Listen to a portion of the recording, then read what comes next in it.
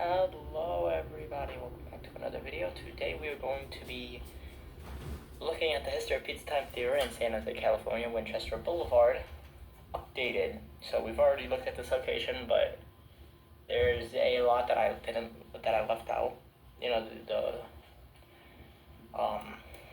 know, how it started, and photos that have been shown, So this was the first Pizza Time Theater to ever open.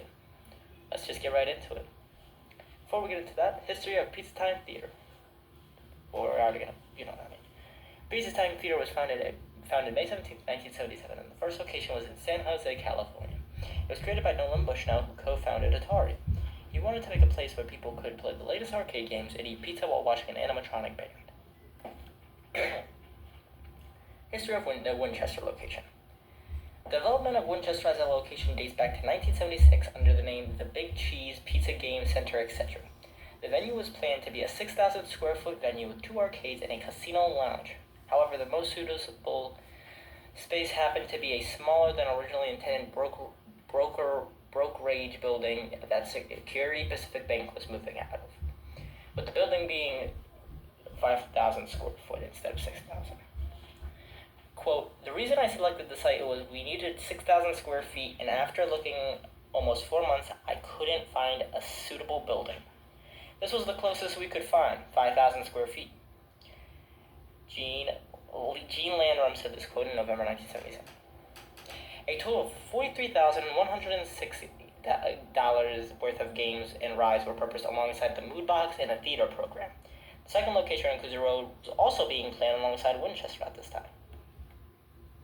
Drafts for a remodel of the building would be completed by December 22, 1976. By January 18, 1977, plans for Winchester were sent to the County of Santa Clara and were approved with minor changes suggested by the county. On March 3rd, the planning commission, gave the go-ahead to Warner Commissions Inc. to begin construction. Cruiser Road store was also being proposed around this time, having its location being voted on by the Planning Commission of San Jose. On April 4th, 1977, a grand opening review would be announced via Atari newsletter. The letter contained information on the new restaurant concept and how to attend. Previews for staffs would commence throughout 3 separate days due to capacity issues. These days would be Tuesday, May 3rd, 1977, Co-op Division, 3 p.m. to 8:30 p.m. Wednesday, May 4th, 1977, Corporate Building and Pinball Division, 5:30 p.m. to 8:30 p.m. Thursday, May 5th, 1977, Consumer Division, 5:30 to 8 p.m. An ad campaign was launched in local newspapers and radio stations weeks before opening to generate hype. Winchester would host a series of press preview party days before the public opening where select members of the press and VIP members were invited out to see Winchester early.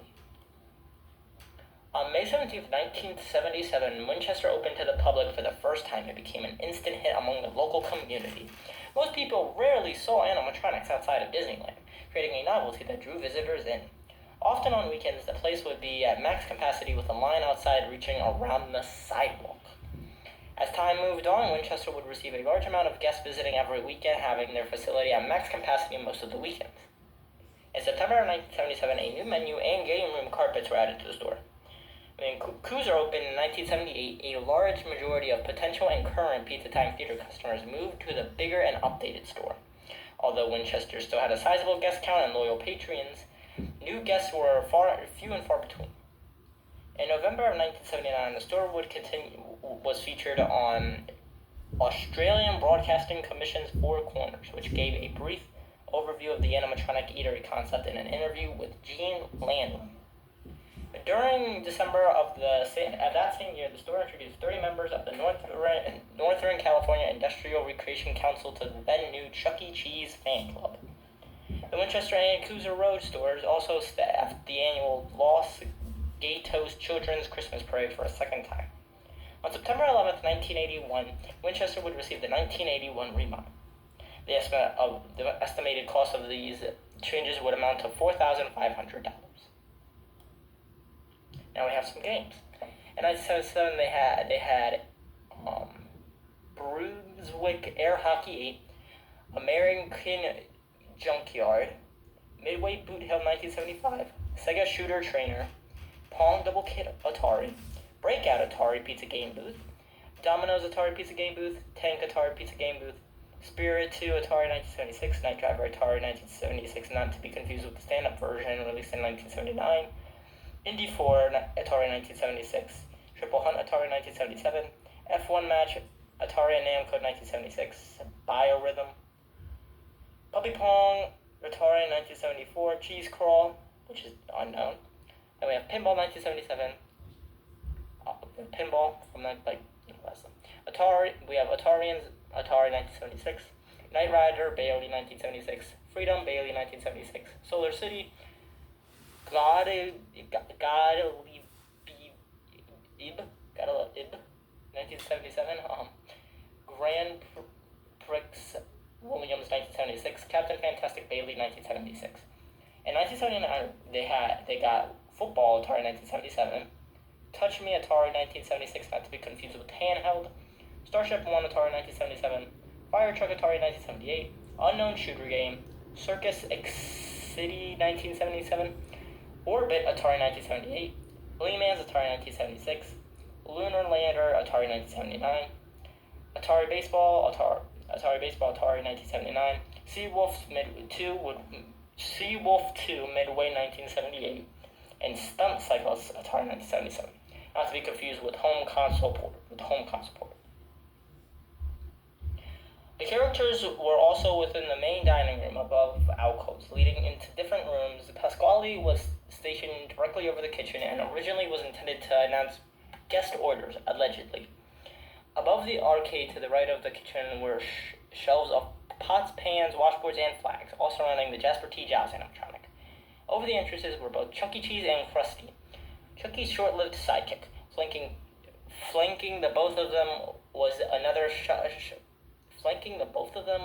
shelf with more objects, now including drums and cymbals. Finally was the makeshift applause sign made of furry hands and arms. Next to it was the future spot for guest appearances, the first of which was Helen Henny debuting on August 12, 1977. The Helen Henny's animatronic head would allegedly fall off shortly after its debut. Jesus, that's gotta be traumatizing. She would be replaced with Madame Wink in February 1978, and Foxy Colleen followed in October 1978. Around June of 1978, upgraded versions of Krusty and Chucky with more movements would be installed. As shown in the 1979 footage of the store, the show's bots were not maintained often. Between 1980 to 1981, Winchester would replace their bots with Cyberamics. Closure. The first Pizza Time Theater would close in February of 1985 due to the bankruptcy of Pizza Time Theater, Inc. Not long after, on March 2nd, 1985, Joe Presswood Co. would run an auction for all attractions and kitchen equipment within the building. The selling of equipment would prolong into November, likely due to it being subject to the prior sales of the two other locations also in the process of being auctioned. In 1987, Ocean Harbor Chinese Seafood Restaurant opened in the place of the former Pizza Time Theater. The general look of the building would be kept with minor additions of paint and decor. It would remain open until during the 90s, closing at an unknown date. On February 25, 2000, permits for the building replacement were filed. By 2002, the building was demolished for the Santana Row Connoisseur, I guess. Bots. Chuck and Krusty version 2 bots are owned by Travis Skaffar. Sadly, my boys, Jasper and Pasquale, they were destroyed. Cyberamics were auctioned off and the rest are unknown. I'm planning on doing a deep dive on every bot from this location, so stay tuned for next week. Now we have some photos. We have version 1, Chuck. This is version 1. This is the plans. These are the plans, I think. Showroom is in here. Yeah. Those are the original plans. We have Krusty version 1. You can all see.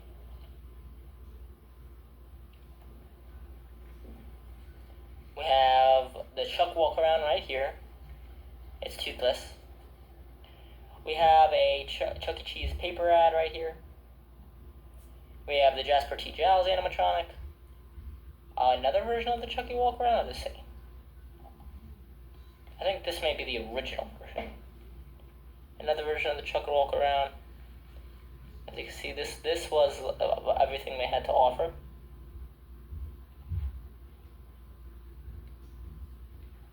It's real pixelated, but this is supposed to be the walk around of Chuck. Squally. More blueprints. This was the 70s, I think 60s, this was taken. Showroom, right here. Walk around, and newspaper. I don't know where this was taken in the store. These two are newspaper ads. The walk around with Nolan Bushnell and the mayor. Foxy Colony. Pasquale. Chuck E. Cheese. Here's another version of another picture of the walk around. Here is a Jasper animatronic. We have the showroom. We have Pasquale. We have Pasquale's kitchen doors, which would swing open. We have the Jasper animatronic. We have the Great All American Pizza Show. We have more newspapers. Photo of the Pizza Time Theater in 1982. And here's Ocean Harbor in the 90s. Which, I don't know, you see the little black thing right here? Under the Ocean Harbor sign? I wonder if this is where the original Chuck sign was. Maybe. We have, this was a 1993, I think, aerial view. Here's inside the restaurant. And that is it. I thought there was more. There was, I just didn't put them, crap. There were more photos, but I didn't put them. It was of more aerial views. Okay, this video is dedicated to the animatronics. Special thanks to Cheesypedia and Chuck E. Cheese University. So thank you all for watching. Comment, like, subscribe, all that good stuff. And I will see you all next time. Peace out.